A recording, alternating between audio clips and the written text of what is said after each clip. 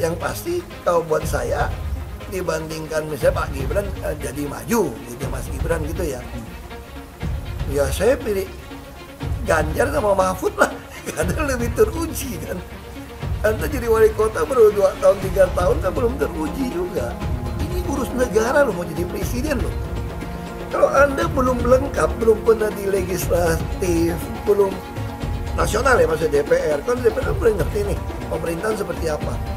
Anda belum pernah di eksekutif yang tingkat provinsi, Anda nggak ngerti jadi presiden nanti. Ini bukan soal belajar-belajar coba-coba loh. Ini negara dipertaruhkan untuk 2045. Kita kan mau mencapai 100 tahun ini mau jadi apa? Kalau coba-coba, ini negara sebentar lagi 300 juta penduduk kita. Mana boleh kita kasih orang coba-coba. Saya tidak meremehkan anak muda ya. Anak muda bisa lebih kreatif gitu ya. Tapi bicara tata negara, harus mengerti konstitusi. Anda bukan hanya untuk berani untuk maju. Kalau cuma berani maju, banyak bisa kita pilih orang berani maju. Tapi yang lengkap dengan track record ini kan butuh waktu pembuktian. Ya pasti pilih Pak Ganjar, Pak Mahfud yang lebih pengalaman. Saya tidak mau anak cucu saya harus nunggu sekian tahun lagi. Pengalaman Jakarta gitu kan, nunggu lagi mundur. Males sudah. Jadi kita nggak usah coba-coba deh. Udah jangan dengerin janji-janji manis orang. Buktikan aja selama ini bagaimana. Pak Mahfud MD digandeng oleh Ganjar Pranowo untuk mendampingi sebagai cawapres. Jadi Pak Mahfud ini sosok yang lengkap. Dan orang juga tahu karakter, integritas, kemampuan akademiknya. Jadi ketika dia berdampingan dengan Ganjar Pranowo, orang kemudian tepuk tangan dan mengatakan ini pasangan ideal. Gue melihat pasangan ini keren banget. Bagi kita yang merindukan negara yang bersih, negara yang bebas korup, hukum yang ditegakkan sebagaimana adanya, kok susah ya cari pasangan yang kayak begini lagi? Ya, yang jelas kita ingin membangun Indonesia dengan lebih cepat, ya, dan kita ingin apa yang sudah dilakukan oleh pemerintahan hari ini baik kita teruskan. Yang kurang baik kita perbaiki, yang tidak baik kita tinggal. Dan tentu saja ada banyak isu mulai dari transisi energi, hilirisasi yang mesti kita tuntaskan, dan kemudian ada problem politik pangan yang mesti kita pegang kedaulatannya. Tapi di ujung sana ada fakir, miskin, anak terlantar, dan mereka yang harus punya akses lebih banyak untuk dilakukan. Dan pemerintah yang bersih dengan digitalisasi yang kita lakukan untuk mencegah korupsi menjadi poin-poin penting perhatian kami berdua. Ganjar itu seperti Jokowi, dia striker, pekerja keras, dan punya visi besar. Ganjar harus dipasangkan dengan back dan kiper yang kuat dalam masalah hukum, sehingga gawangnya nanti nggak terus kebobolan seperti di era Jokowi. Jadi bisa dibilang Bu Mega itu nekat banget mencalonkan Profesor Mahfud MD jadi calon wakil presiden di saat namanya sendiri tidak populer. Disinilah saya harus angkat topi buat Bu Mega. Dia nggak mementingkan popularitas dalam mencalonkan Profesor Mahfud MD. Dia lebih mementingkan program ke depan yang lebih kuat untuk negeri ini. Dan coba perhatikan, Ganjar dan Mahfud MD itu bukan dari kalangan orang kaya. Mereka itu orang-orang biasa. Kalau Bu Mega mau, dia bisa aja pilih calon wakil presiden yang kaya raya, yang mau taruh uang triliunan rupiah supaya bisa berkuasa. Dan saya yakin pasti banyak banget tokoh-tokoh negeri yang super kaya yang menjanjikan uang triliunan rupiah untuk biaya kampanye. Kalau Bu Mega mau pilih mereka jadi calon wakil presiden. Bu Mega malah milih Mahfud MD yang hartanya seupil dibandingkan Erick Thohir dan Sandiaga Uno. Tapi Bu Mega milih Mahfud sebagai calon wakil presidennya Ganjar meski dia nggak punya uang dan tidak populer. Nekat kan? Saya pernah dengar orang berkata, Ganjar dan Mahfud itu orang baik. Dan orang baik pilih orang baik. Oh, saya setuju banget, bahkan ingin menambahkan. Orang-orang baik harus mengawal orang baik. Saya pilih orang baik supaya negeri ini akan baik. Bagaimana dengan kalian? Para relawan, semuanya, dari lubuk hati kami paling dalam, kami ingin menyampaikan I love you full. Negara ini harus berjalan dengan baik, negara ini harus berjalan dengan bersih, negara ini harus membawa dirinya untuk anti korupsi dan melayani masyarakat. Saudara sekalian, akhirnya ingin saya sampaikan keberangkatan saya pribadi. Hari ini saya memakai baju putih yang 5 tahun lalu saya siapkan untuk mendaftar ke KPU.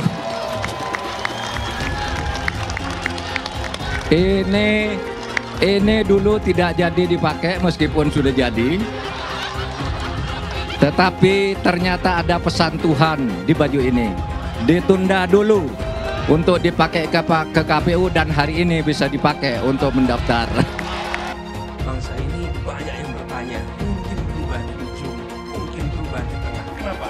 Karena sudah terlalu sering kita ditunjukkan pada inkonsistensi. Kita sering ditunjukkan pada sikap berubah tengah jalan. Hari ini kita menyaksikan bangsa ini sedang memberikan contoh apa itu konsistensi, apa itu keteguhan, apa itu lisan dan perbuatan. Ketika kata-kata sering dipertanyakan, bangsa ini dalam situasi terombang-ambing. Perubahan yang dikirimkan dari ruangan ini adalah perubahan tentang kepercayaan, mengembalikan kepercayaan publik pada proses politik, mengembalikan kepercayaan publik pada para pemimpin-pemimpinnya. Insya Allah perjalanan panjang yang telah kita lewati hari ini memasuki babak baru yang insya Allah membawa kepada kebaikan bagi kita semua. Menghadirkan calon pemimpin negeri ini yang terbaik daripada yang baik-baik kita miliki di negeri ini.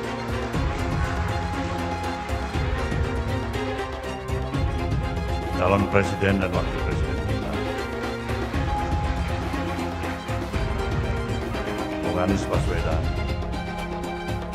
dan Mohaimin Iskandar, menghadapi berbagai cobaan. Kita juga menghadapi berbagai perasaan sinisme, ketidakpercayaan, keraguan. Seakan-akan kita dipaksa untuk percaya bahwa kita tidak mempunyai kapasitas, sekaligus tidak berdaya untuk memperjuangkan apa yang kita yakini. Anies Baswedan adalah yang terbaik daripada yang baik-baik sebagai calon pemimpin di negeri ini. Alam semesta memberikan dukungannya kepada kita. Hingga betapa besarnya dan betapa beratnya rintangan itu, insya Allah kita akan mampu melewati itu, saudara semuanya.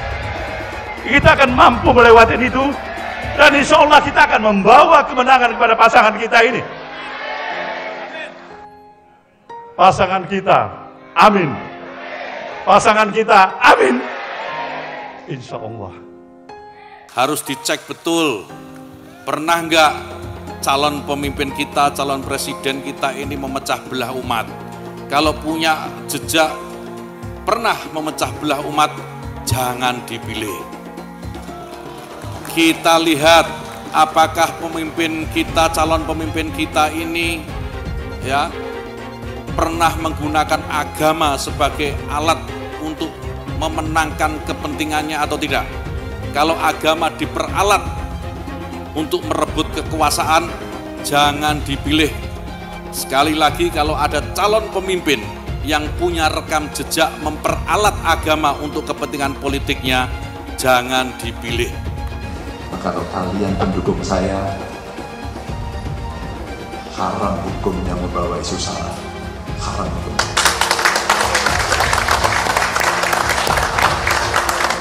Kita sudah lelah dengan isu itu. Kita menjadi bangsa yang terbelah. Dan untuk mengembalikan susah. Umat Kristen di Indonesia memang minoritas, tapi jangan salah. Umat Kristen akan memegang peran menentukan apakah Anies akan menang dalam Pilpres 2024. Kalau secara perlahan semakin banyak orang Kristen yang berpaling ke Anies, yang akan menang nantinya sangat mungkin Anies. Suara pemilih Kristen di Indonesia adalah sekitar 10% lah. Kalau ekstrimnya semua warga Kristen memilih Ganjar, artinya Ganjar akan mendapat tambahan 10% suara dan Ganjar akan menang. Nah, itulah saya katakan kekompakan suara pemilih Kristen akan menentukan. Begitu suara pemilih Kristen terbelah secara timpang, Anies akan bisa mengalahkan Ganjar. Anies tahu jagoannya itu hanya akan menang kalau bisa memecah suara pemilih Kristen. Sekarang semua bergantung pada umat Kristen.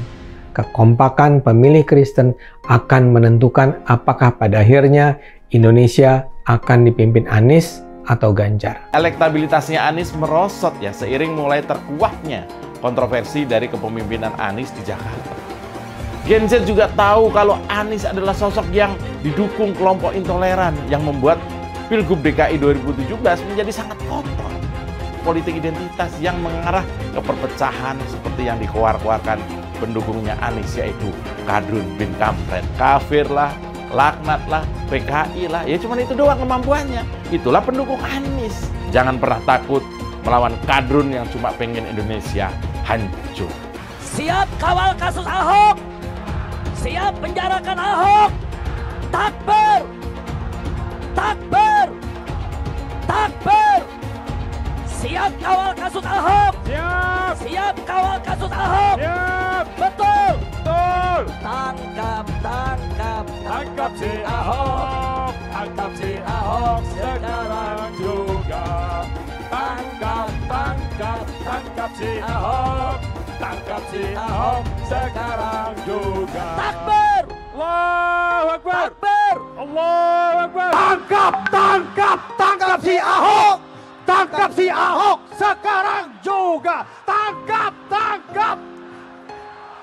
Tangkap si Ahok sekarang juga. Lagi. Penjajahan di depan mata itu di Jakarta. Kita semua pribumi ditindas dan dikalahkan. Kini telah merdeka. Kini saatnya kita menjadi tuan rumah di negeri sendiri. Anies, ibunya Arab, bapaknya Arab, kakeknya Arab. Mas Anies nikah dengan keturunan Arab. Menantu Mas Anies, anak Mas Anies nikahnya dengan Arab lagi. Jadi Mas Anies kalau merepresentasikan Indonesia agak kurang keindonesiaannya. Mungkin 3% Indonesia aja yang bisa direpresentasikan oleh Mas Anies. Nasbi mengingatkan rakyat bahwa Anies kurang mewakili Indonesia karena dia Arab. Apakah ini rasis? Menurut saya tidak. Menurut saya justru ini nasionalis.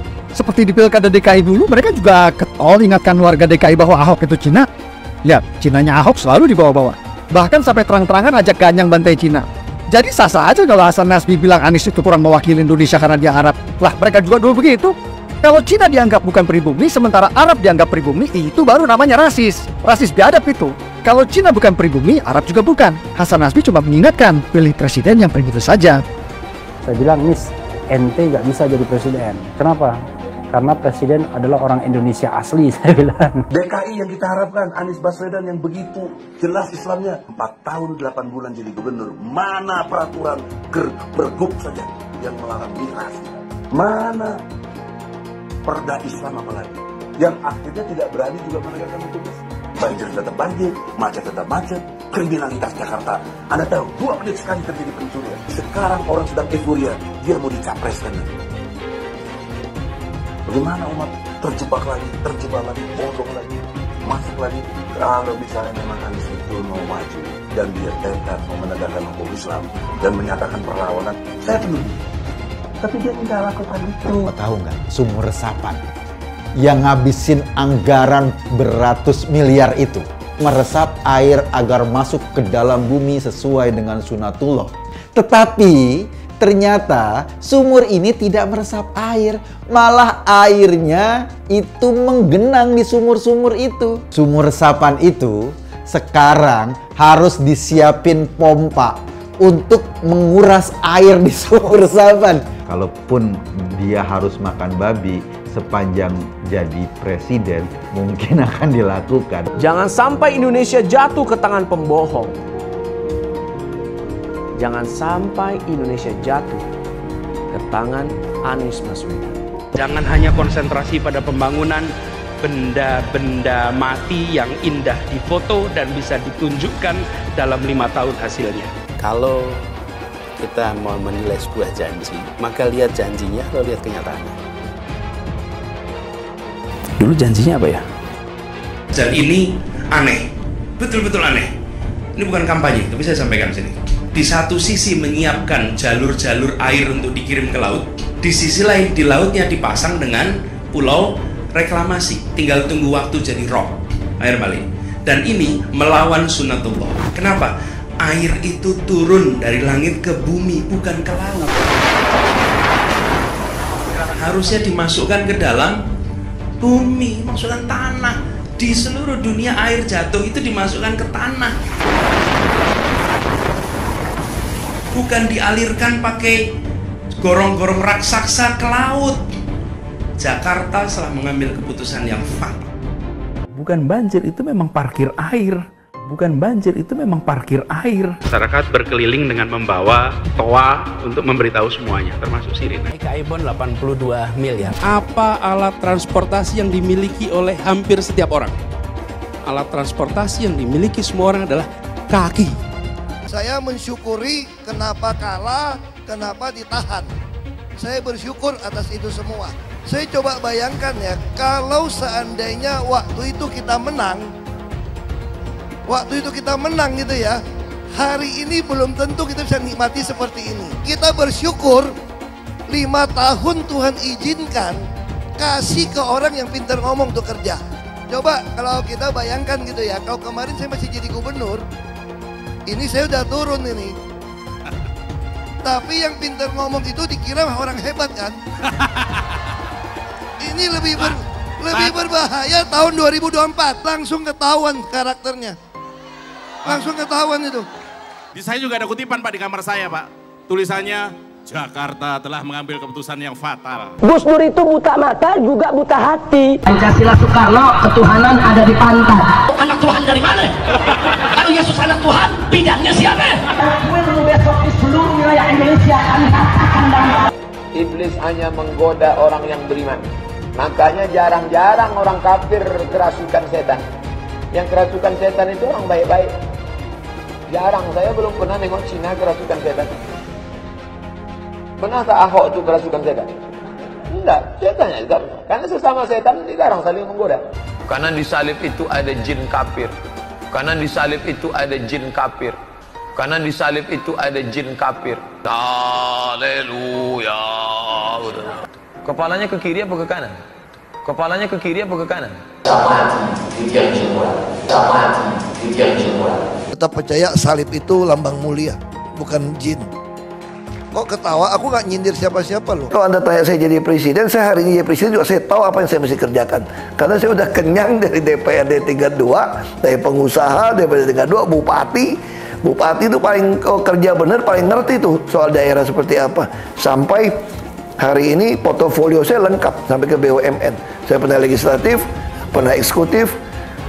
Tapi nggak usah andai-andai gitu kan. Tapi kalau saya hari ini jadi, saya tahu apa yang saya mesti kerjakan. Ya Anda nggak usah khawatir. Kita nggak bisa hindari ada orang memanfaatkan soal SARA untuk kampanye. Apalagi untuk menjatuhkan kita yang dikategorikan sebagai minoritas. Tapi bagi saya, ketika kita ada turun ke masyarakat, masyarakat juga bisa membaca, bisa merasakan mana yang tulus, mana yang tidak. Jadi ada guyonan gini dari teman-teman saya, bahwa saya itu bukan cuma double minoritas, tapi triple. Artinya apa? Udah turunan Tionghoa, Kristen, dan katanya terlalu jujur di pemerintahan. Jadi itu gak disukain. Ini triple katanya. Relawan Anies yang mayoritas pengasuh khilafah, seperti kadrun FPI dan HTI, ingin melengsarkan Pak Jokowi. Dengan menggunakan politik identitas, relawan Anies akan menggulingkan Jokowi. Tapi pendukung Anies lupa bahwa 82% penduduk Indonesia suka dengan kinerja Pak Jokowi. Ingat, di belakang Anies ada ormas pengasuh khilafah, seperti FPI, HTI, PA212. Saya yakin sebentar lagi karma Ahok akan mengejar Anies Baswedan. Pak Ganjar kemudian saya kenal sama-sama di Komisi 2 DPR ya. Ini orang berani vokal nih, ngomong nih. Nah ngomong enggak gitu loh. Nah ini berani. Misalnya kita waktu itu pernah, tadi saya ada cerita sama beliau juga. Kita waktu itu memang agak beda partai, saya dari Golkar, waktu itu. Makanya mereka suka ledekin, ini baju kuning kok dalamnya merah nih, kok sama Pak Ganjar sama. Ya kalau kita kan dia pimpinan kan ya, kita ngomong apa kita suarakannya sama, gitu loh. Misal soal IKTP gitu kan, kita bisa suara yang sama, ngapain bikin IKTP gitu loh. Kalau bisa dengan bank apa segala macam gitu kan, nah, kita bisa mirip lah bahasanya. Saya kira ini satu pasangan yang cocok banget ya. Nah kan kita tahu kan kalau ditanya orang satu kata, apa sih akar masalah di negara kita? Itu satu, korupsi. Nah kalau untuk atas itu bagaimana?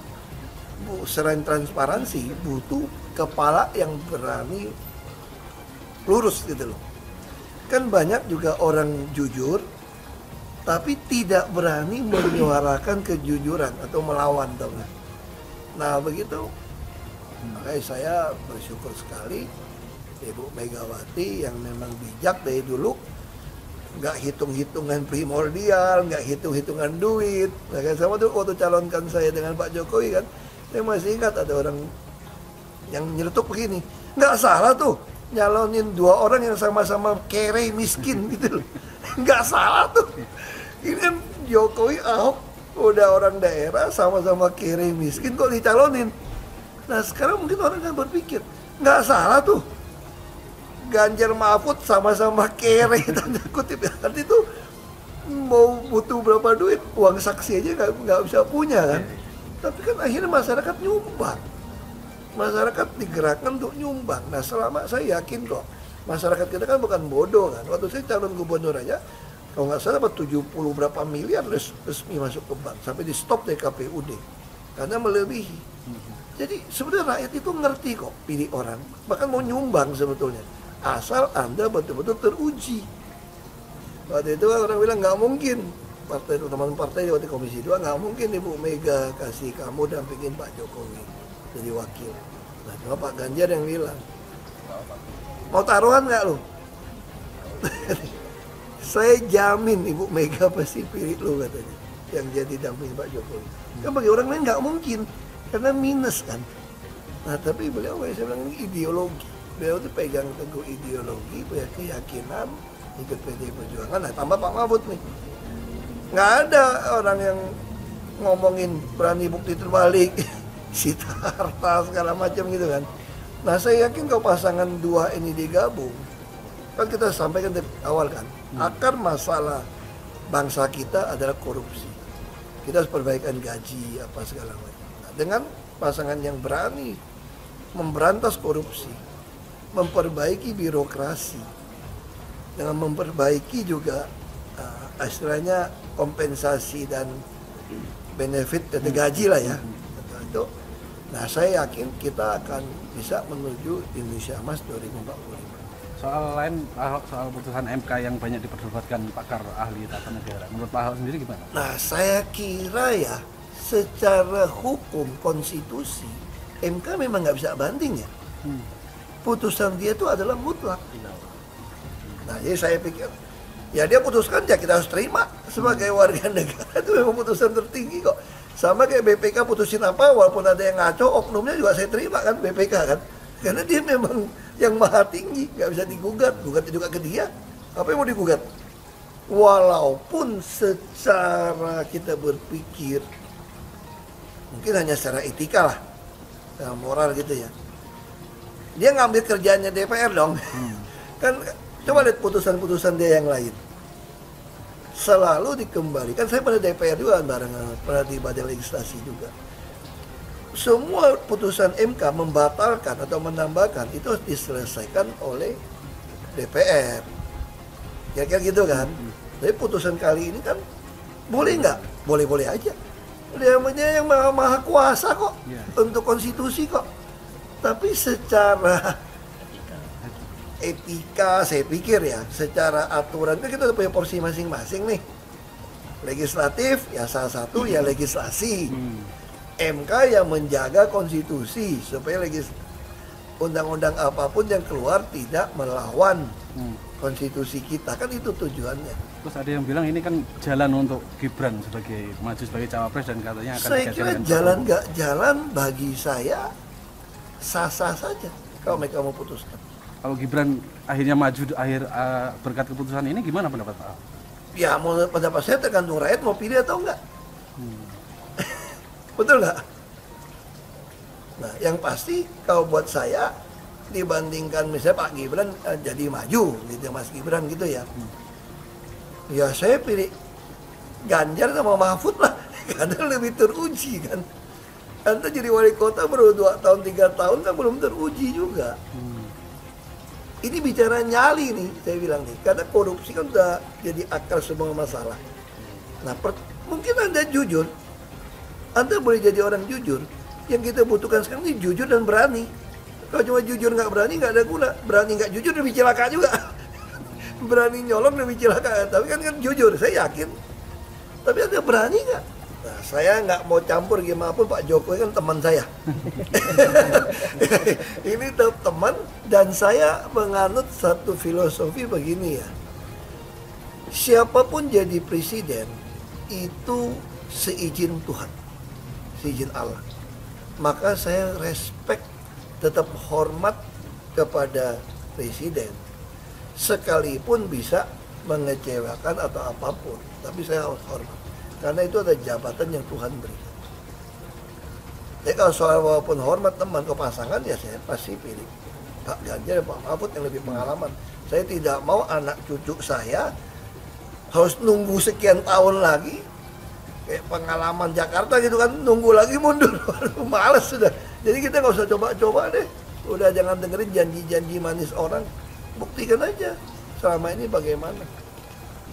Nah Pak Ganjar kebetulan saya bukan satu partai, saya satu komisi dengan beda partai tapi bisa sama. Artinya kan frekuensinya mirip lah ya. Baru bisa ketemu kan. Nah, kalau nggak kan nggak ketemu. Jadi kalau Ibu Mega selalu ngomong begini, kalau saya ketemu ngomong, kenapa beliau bisa pilih Ganjar, kenapa bisa pilih saya maju ke DKI, tapi Pak Mahfud. Beliau selalu katakan, ini urus negara loh, mau jadi presiden loh. Kalau Anda belum lengkap, belum pernah di legislatif, belum nasional ya maksudnya DPR, kan DPR kan belum ngerti nih pemerintahan seperti apa. Anda belum pernah di eksekutif yang tingkat provinsi, Anda nggak ngerti jadi presiden nanti. Ini bukan soal belajar-belajar, coba-coba loh. Ini negara dipertaruhkan untuk 2045. Kita kan mau mencapai 100 tahun ini mau jadi apa? Kalau coba-coba, ini negara sebentar lagi 300 juta penduduk kita. Mana boleh kita kasih orang coba-coba. Saya tidak meremehkan anak muda ya. Anak muda bisa lebih kreatif gitu ya. Tapi bicara tata negara, harus mengerti konstitusi. Anda bukan hanya untuk berani untuk maju. Kalau cuma berani maju, banyak bisa kita pilih orang berani maju. Tapi yang lengkap dengan track record, ini kan butuh waktu pembuktian. Saya tidak meremehkan orang muda. Orang muda, Anda harus berani tunjukkan bahwa Anda bisa tidak kalah sama orang tua. Saya setuju. Betul kan? Tapi juga orang tua juga jangan mengatakan saya sudah tua. Enggak juga. Karena proses sebuah pengalaman hidup ini, apalagi ngurus negara, Anda butuh pengalaman. Minimal legislatif di DPR. Itu yang disampaikan oleh Ibu Mega. Nah yang dibutuhkan rakyat itu apa? Selama ini kan, ya ada Pak Jokowi sama saya masuk kan orang boleh lihat nih. Oh ada loh pejabat yang mau kerja, yang mau ngurusin orang. Nah sekarang rakyat butuh, ada nggak pejabat yang berani sikat koruptor? Perbaikin sistem. Dan itu teruji kan, berani pecat orang yang main. Pak Ganjar lakukan kepada dia berani dipecat. Nggak ada urusan. Pak Mahfud berani teriak ngomong nih. Ngerti hukum lagi semua kan. Dan juga orangnya juga takut akan Tuhan, itu yang penting. Saya kira Pak Ganjar juga orang yang takut akan Tuhan, nggak pernah tinggalin sholat, nggak juga bisa. Saya kenalkan sama-sama itu kan. Nah itu yang kita butuhkan. Kalau orang takut akan Tuhan, dia pasti tidak berani macam-macam. Karena takut akan Tuhan akan kasih dia hikmat kan, hikmat untuk putusan demi putusan. Dan dua pasangan ini dengan karakter teruji, dengan track record yang jelas, kita yakin akar masalah di Indonesia korupsi bisa kita selesaikan. Itu yang saya syukuri dengan pasangan dua ini. Itu sih. Semakin dekat Pilpres, relawan Anies semakin beringas dan Anies semakin galau. Dengan menggunakan politik identitas, relawan Anies akan menggulingkan Jokowi. Relawan Anies yang mayoritas mengusung khilafah, seperti kadrun FPI dan HTI, ingin melengsarkan Pak Jokowi. Tapi pendukung Anies lupa bahwa 82% penduduk Indonesia suka dengan kinerja Pak Jokowi. Saya pikir kalau terjadi baku hantam, maka ada 82% yang akan menghajar kadrun pengasung khilafah itu. Kalau melihat perkembangan koalisi politik yang paling agresif memperluas basis kerjasama yang sudah konkret adalah koalisi Ganjar. Sejak Ganjar diumumkan oleh PDIP, sudah resmi koalisi Ganjar ini didukung oleh 3 partai, yaitu P3, Hanura, dan juga Perindo. Nasdem pun semakin pusing melihat Anies, karena elektabilitas Anies semakin jatuh, dan banyak kader-kader Nasdem terjerat kasus korupsi, seperti belakangan kasus korupsi BTS. Kasus korupsi 8 triliun yang dilakukan oleh kader terbaik Nasdem yaitu Johnny G. Plate, ini sangat menghantam Partai Nasdem, menteri dari Kementerian Pertanian, di mana ini juga adalah dari Partai Nasdem. Apalagi belakangan ada 120.000 kader dari Partai Nasdem pindah ke Partai Perindo. Semenjak Nasdem mengusung Anies, banyak sekali petaka yang diterima oleh Nasdem. Apakah ini merupakan karma dari Ahok? Silahkan komentar di kolom komentar. Yang jelas saya tidak akan memilih Anies, karena Anies bukan pribumi yang jelas. Dan Anies juga merupakan antitesis daripada Jokowi. Antitesis artinya bertolak belakangan dengan semua kebijakan Jokowi. Anies sudah terang-terangan menyebutkan dia tidak akan melanjutkan kinerja dari Pak Jokowi. Tidak ada infrastruktur yang akan dibangun jika Anies memimpin Indonesia 5 tahun ke depan. Lagi pula Anies juga didukung oleh khilafah dan pendukung Anies dari ormas seperti FPI dan juga HTI. Apa kita mau FPI dan HTI kembali di Indonesia jika Anies memimpin? Anies adalah bapak politik identitas yang menghalalkan segala cara untuk menggapai kekuasaan, termasuk menggunakan politik identitas berbasis agama. Kita lihat di kasus Ahok. Kita sudah bisa melihat kinerja Anies selama 5 tahun di Jakarta, dan ini merupakan rekam jejak Anies Baswedan. Tidak ada satupun janji yang dipenuhi, dan tidak ada kinerja yang bisa dibanggakan. Dari DP 0%, OKOC, kelebihan bayar, Formula E, banjir, sumur resapan, jalan rusak, dan gonta-ganti nama jalan. Jadi saya rasa tagline perubahan yang diusung Anies adalah tagline merubah kata korupsi menjadi kelebihan bayar, supaya semua koruptor tidak dijerat oleh pasal korupsi. Karena mereka semua hanya melakukan kelebihan bayar. Jadi perkataan Ahok sudah terbukti, dan Jakarta sudah menjadi korban. Jangan biarkan Indonesia menjadi korban kibulan Anies Baswedan. Suara minoritas jangan lagi merasa takut untuk memilih pemimpin yang membela hak minoritas. Karena Anies jelas hanya memanfaatkan suara minoritas untuk mendapatkan suara. Ingat, di belakang Anies ada ormas pengasung khilafah, seperti FPI, HTI, PA212. Saya yakin sebentar lagi karma Ahok akan mengejar Anies Baswedan. Begitu saja opini saya hari ini. Tuliskan opini kalian tentang Anies Baswedan di kolom komentar. Dan juga tuliskan pendapat kalian tentang people power oleh relawan Anies untuk melengsarkan Pak Jokowi. Tuliskan pendapat kalian. Jika kalian siap untuk melawan people power yang digaungkan oleh relawan Anies, ayo tuliskan lawan people power di kolom komentar. Pastikan Anda semua like video ini dan bagikan video ini ke teman dan family Anda supaya mereka semua mengetahui tentang informasi ini. Tekan tombol subscribe dan bunyikan lonceng notifikasi supaya kamu tidak ketinggalan